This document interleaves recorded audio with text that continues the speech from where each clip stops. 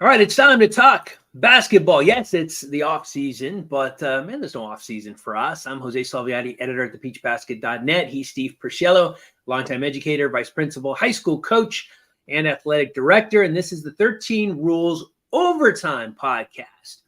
This is a show where we discuss NBA stars from the 60s, 70s, and 80s by talking about them with someone who actually watched them play. It's one thing, and you've seen these clips on YouTube, where people talk about they rewatch a show or a series from the 60s, 70s, 80s, and then they comment on it, which is great, and there's value there for sure. But we're talking about somebody who watched it back in that time, and I think that adds a little bit of kind of a little bit of wonder to this.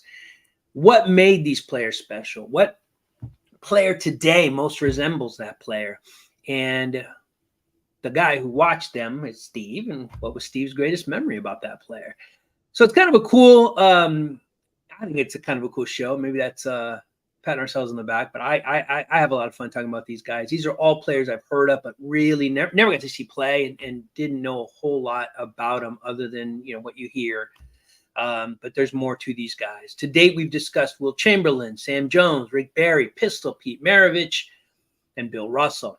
Today, we're going to discuss a player that Steve and I have talked about a lot in our conversations about those other guys. We talked about his long shot without giving too much away. We talked about his ability to take over games, but we've never talked about him.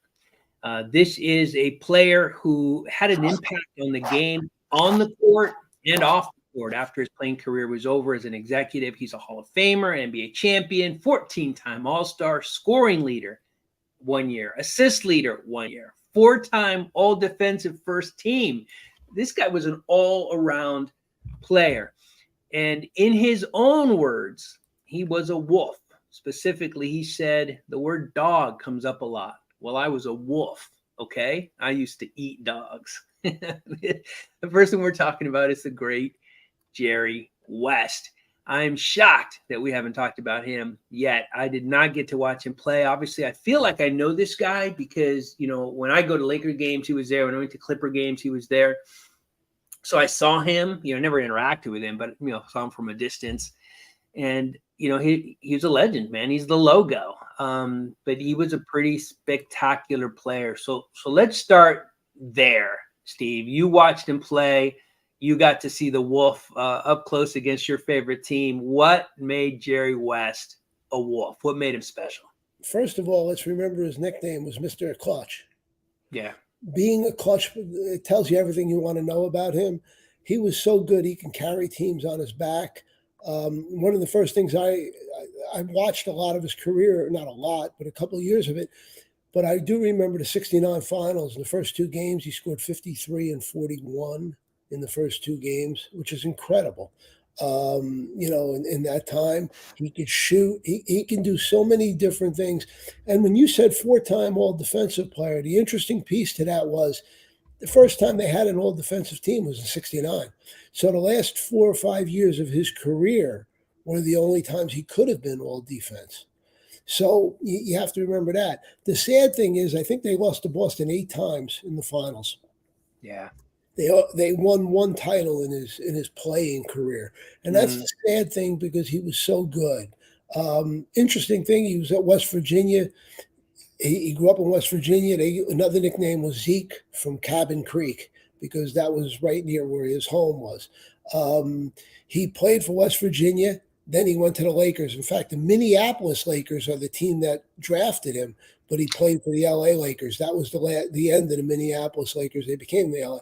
And the other interesting piece to that was the Lakers hired his college coach to become his coach in the NBA, Fred Schaus, which is a very interesting thing. And then he went with the Lakers and played with them for about 14 or 15 years, 14 years, I believe. Career. And he had a tremendous, tremendous career. And interesting trivia for your friends: who was the only guy to be a Finals MVP without winning the championship? And it was West in 69. That was the series where he had 53 and 41 in the first two games. And I'm trying to remember, I was thinking about it before. Boston lost those two games. They won the next two. if I remember right, Boston did everything they could to shut him down. They were doubling and throwing everything at him they possibly could to take him away because he was that good. And don't forget, that team had Wilt and an old Elgin Baylor on the team. But Yeah. he was the factor that was just going crazy on Boston. And fortunately, Havlicek had a pretty good series as well. But that was the amazing part of West.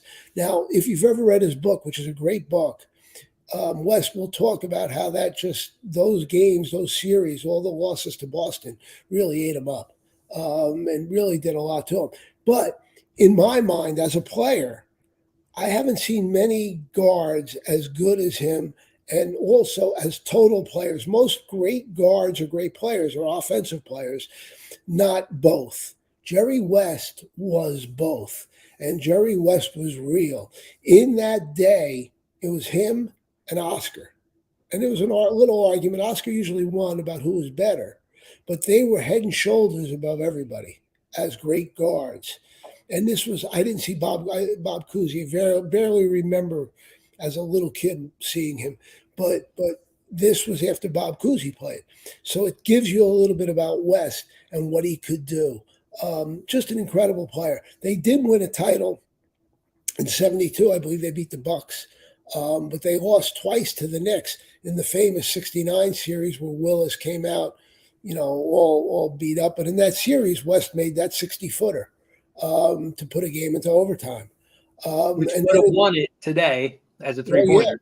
Yeah. Well, and that's the amazing thing. Jerry West probably, again, and forget the point totals and all that, he would have scored a hell of a lot more points if the three-point line was there Right. because he could shoot. And the interesting thing, too, if you ever watch tape of him, he's usually always going right with the ball. But again, he was just unstoppable, just a shooter. In Game 7 in '69, it's one of my early memories against Boston. They were down by 13-14 and going into the fourth quarter, and he was like a one-man gang. Brought them back into the game. And just like, what do you do? How do you stop this guy? Yeah. You don't is the answer. But so those are some of the things I remembered about him. There were two things that struck me as I kind of did a little research, right, in preparation for this conversation. First off, I saw the fourth quarter of that game in 1969, and I was just blown away by the skill. It's amazing watching him take over the game.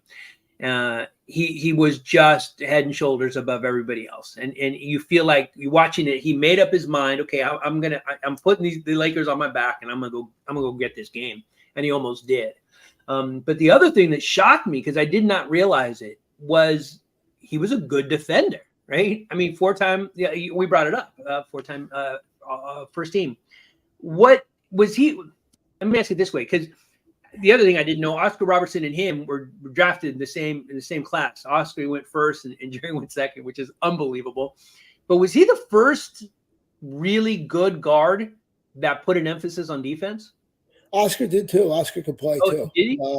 Yeah. He was good all around player also.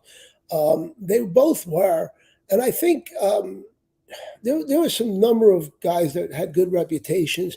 A little bit later, Walt Frazier comes along. He was considered a great defender. John Havlicek was a great defender. As he was more of a guard forward. He was 6'5". At that time, that would be like a 3 in the game. But those were good defenders.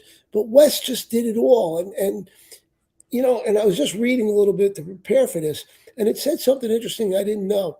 In that '69 series, Game 3, Boston doubled him a lot, but more importantly, he was running out of gas because he was doing so much for the Lakers. Sure. But he still was able to play Game 7 the way he did.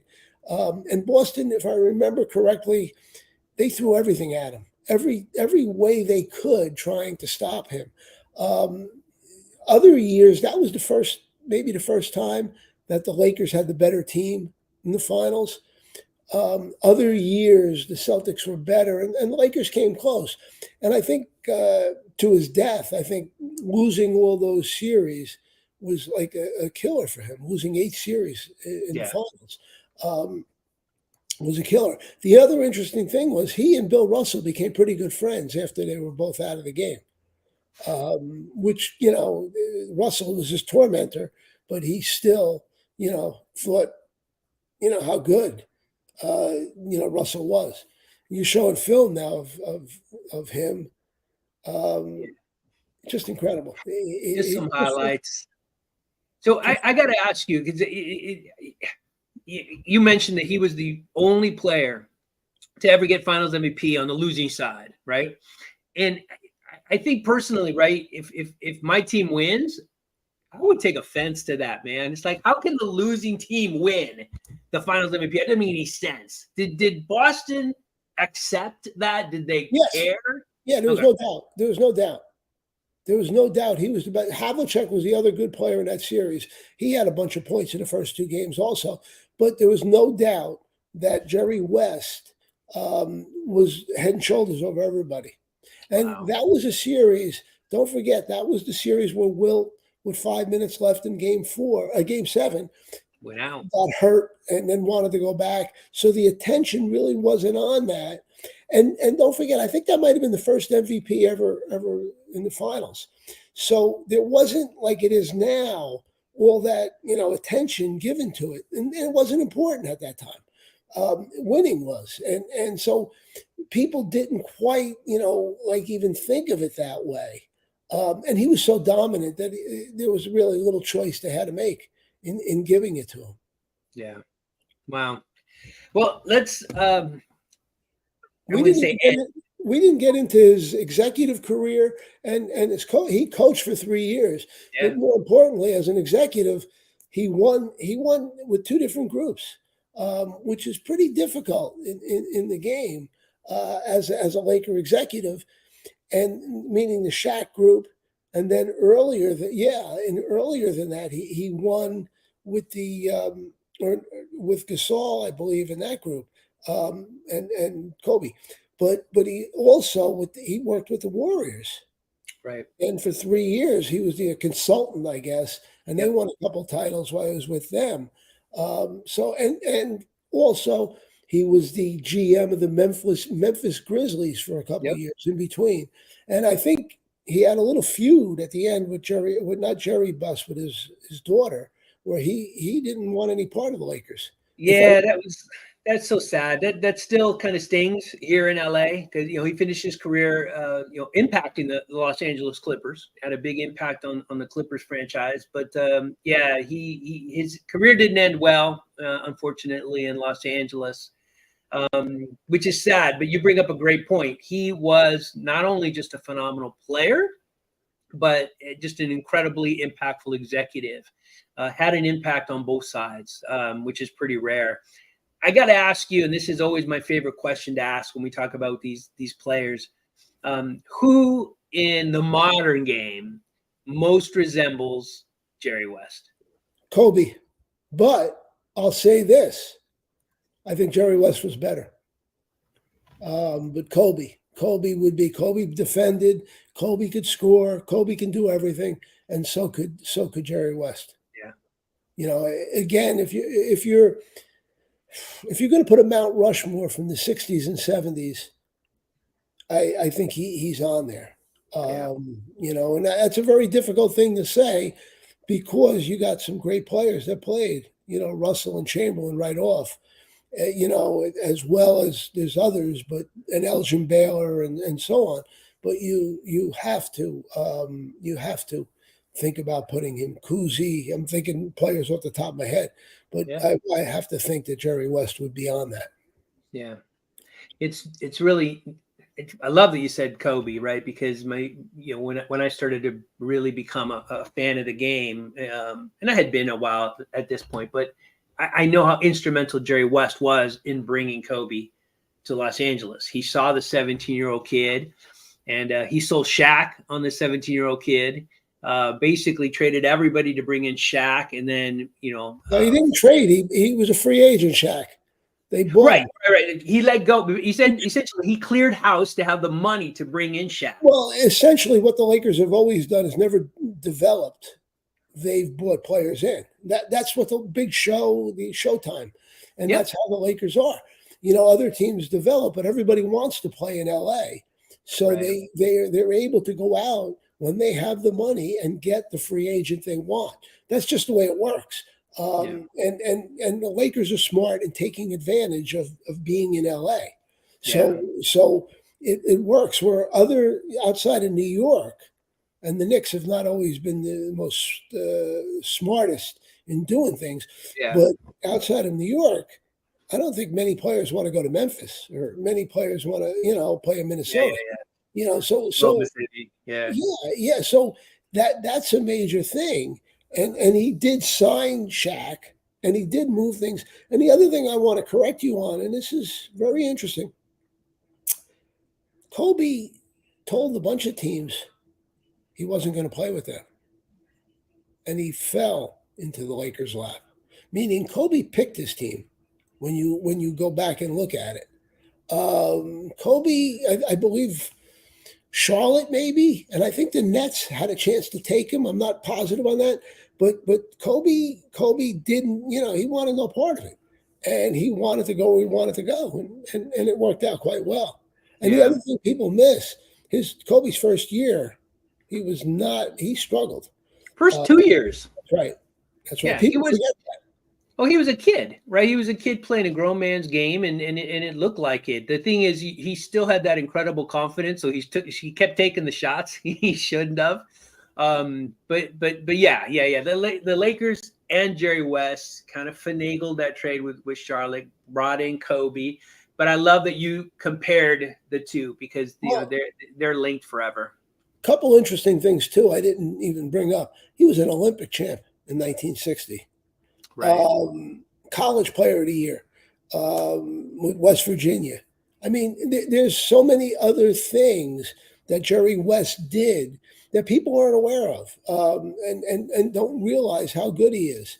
Like I said, a great book. I think it was an autobiography, but a couple of years ago came out on his life. It's excellent. It's an excellent read. The other thing too, he was wrapped really tight. I mean, as a Laker GM, he couldn't watch games. He really, he never got over losing to the Celtics all those times. Right. So he was really, really, like wrapped very tight in a lot of ways. And that's probably what propelled him to being so great. 100%.